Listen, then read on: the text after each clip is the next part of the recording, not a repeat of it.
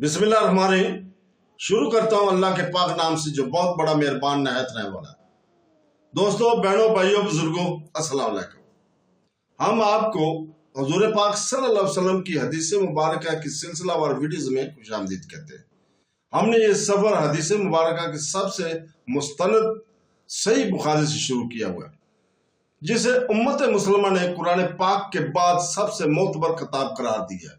हदीस नबवी महज अल्फाज का बयान नहीं है, बल्कि हदायत का चिराग, सुन्नत का दरीचा और रसूल पाक सल्लल्लाहु अलैहि वसल्लम की अबदी हिकमत की याद दहानी है। तो दोस्तों, बहनों, भाइयों, बुजुर्गों, हम हदीस नंबर 40 सही बुखारी की बयान कर रहे हैं। हजरत बराह बिन आज़ब रज़ी अल्लाह ताला से रिवायत है कि नबी करीम सल्लल्लाहु अलैहि वसल्लम जब हिजरत करके मदीना तशरीफ लाए तो पहले अपने ददियाल या ननियाल जो अंसार से थे के यहाँ उतरे और मदीने में 16 या 17 महीने बैतुल मुक़द्दस की तरफ मुंह करके नमाज पढ़ते रहे। अलबत्ता आप चाहते थे कि आपका किबला काबे की तरफ हो जाए, चुनाचे हो गया। और पहली नमाज जो आपने काबे की तरफ पढ़ी वो असर की नमाज थी, और आपके हमरा कुछ और लोग भी थे। फिर इनमें से एक शख्स निकला और किसी मस्जिद वालों के पास से इसका गुजर हुआ और वो बैतुल मुक़द्दस की तरफ मुंह किए हुए रुकू की हालत में थे। तो इसने कहा, मैं अल्लाह को गवाह बनाकर कहता हूं कि मैंने रसूल पाक सल्लल्लाहु अलैहि वसल्लम के हमरा मक्के की तरफ नमाज पढ़ी है।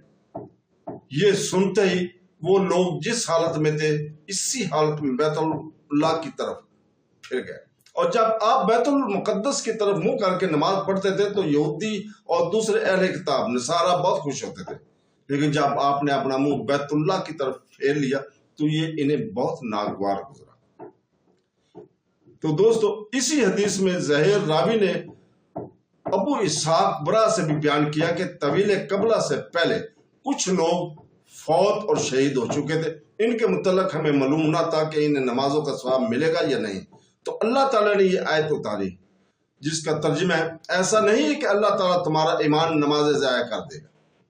तो दोस्तों, इसके साथ ही हम आज आपसे इजाज़त चाहते हैं।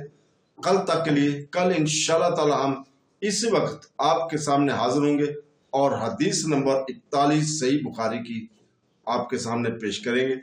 और हम अल्लाह ताला के शुक्रगुजार हैं कि उसने हमें अपने प्यारे नबी सल्लल्लाहु अलैहि वसल्लम के कलाम से नवाजा, और हम दुआ करते हैं कि अल्लाह ताला हमें हदीस मुबारक को समझने और इन पर अमल करने की तौफीक अता फरमाए। आमीन सुम्मा आमीन। अल्लाह हाफ़िज़।